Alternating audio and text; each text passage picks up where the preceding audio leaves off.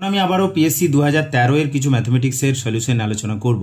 বিশেষ করে পিএসসি সরকারি স্কুলগুলোতে শিক্ষক শিক্ষিকা নিয়োগের জন্য যে পরীক্ষা নিয়ে থাকে, অর্থাৎ অ্যাসিস্ট্যান্ট মাস্টার অ্যাসিস্ট্যান্ট মিস্ট্রেস নিয়োগের যে পরীক্ষা নিয়ে থাকে, তার 2013 সালের ম্যাথমেটিক্সের সলিউশন নিয়ে আলোচনা করছিলাম। তো ইতিমধ্যেই 24-এর দাগ পর্যন্ত আলোচনা করে নিয়েছি, এখন 25-এর দাগের প্রবলেম থেকে আলোচনা করছি। তো 25-এর দাগে যেটা রয়েছে, একটা ইম্প্রপার ইন্টিগ্রাল রয়েছে, the value of integration 0 to infinity e⁻⁻x² dx। অনেকের হয়তো এই উত্তরটা মুখস্থই রয়েছে, তারা সরাসরি অ্যান্সার দেখেই বলে দিতে পারো। তো যেভাবে আসে সেটার কথা বলি। তার আগে এখানে একটু বলে রাখি যে 0 to infinity e⁻⁻x into x⁻n−1 dx, এটা হচ্ছে গামা ফাংশন, যেটাকে আমরা বলি গামা এন। তো এটা আমাদের কাজে লাগতে পারে। এখন এই জায়গাটাতে যদি আমরা x² কে z ধরে নেই, তাহলে কি পাবো না 2x ইন্টু dx সমান হচ্ছে dz।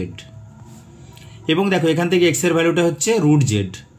তো যদি আমরা বসিয়ে দিই তাহলে dx equal to 1/2√z dz। তো এটা এখানে আমরা ইউজ করলে কি পাবো, আমাদের এখানে যদি রেঞ্জটা তৈরি করে নিই x এবং z এর, যে x এর ভ্যালু যখন 0, z এর ভ্যালু 0, x এর ভ্যালু ইনফিনিটিভ, z এর ভ্যালু ইনফিনিটিভ, তাহলে লিমিট 0 টু ইনফিনিটিভে আমাদের থাকছে। e⁻x², কে z ধরেছি, তাহলে e⁻z। dx এর জায়গায় মানটা বসিয়ে দিচ্ছি 1/2√z dz। তাহলে 1/2টাকে বাইরে রাখলাম, 0 টু ইনফিনিটিভ e⁻z। আচ্ছা, এখানে √z নিচে রয়েছে, তার মানে আমরা ভাবতে পারি z⁻½ dz। R half of, এখানে আরেকটু লিখে নেই, 0 two infinitive e⁻z into z⁻½ dz, এটা আমরা লিখে নিতে পারি। আর এটা লিখে নিলেই আমরা পেয়ে যাব half of gamma half.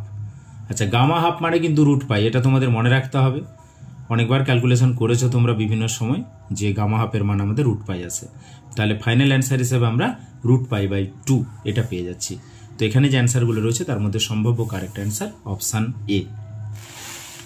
Next question number 26, খুবই ইজি একখানা প্রবলেম।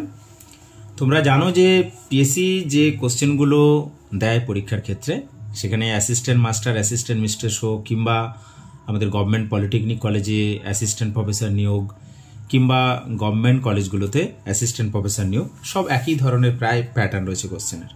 তো এখানে 26 নম্বর কোশ্চেনে যেটা বলা ছিল, f'(x)টা দেওয়া ছিল, সেখান থেকে f(x) দুভাবে করা যায়। কেউ কেউ অপশান ধরে নিয়ে ডেরিভেটিভ করে যদি ওই ফাংশনটা পেয়ে যাও তাও হবে। আর কেউ যদি মনে করে যে না আমি এখান থেকেই করবো, যে f'(x) সমান যেটা রয়েছে ওটাকে আমরা লিখতে পারবো, f(x) রয়েছে তাকে একটু সাজিয়ে নিলে পারে আমরা যেটা পাবো যে f'(x) সমান যদি d of -e⁻x cos x রাখি, তাহলে কি হবে, আমি অ্যাকচুয়ালি অপশান ধরেই করছি দেখতে গেলে। তো এই cos x এর ডেরিভেটিভটা হচ্ছে -sin x, তাহলে মাইনাস আর এই মাইনাস মিলে সাইন, এবং সাইনের পার্টটা দেখো পজিটিভ আছে আর কসের পার্টটা নেগেটিভ আছে। তো এখানে ইউভি লাগালে পরে আমরা কিন্তু এই অংশটাই পেয়ে যাবো। অর্থাৎ ইন্টিগ্রেশন করার ফলে কি হবে, f'(x) থেকে পাবো f(x), আর এদিকটা পাবো -e⁻x cos x plus c। তাহলে এটাই হয়ে যাবে কিন্তু আমাদের 26 দাগের অ্যান্সার। তো এইভাবে আমরা দুটো করে প্রবলেম আলোচনা করছি। এখন আপাতত এটুকুই, পরবর্তী সময় আরও কিছু প্রবলেম আলোচনা করব। ওকে, থ্যাঙ্কস ফর ওয়াচিং।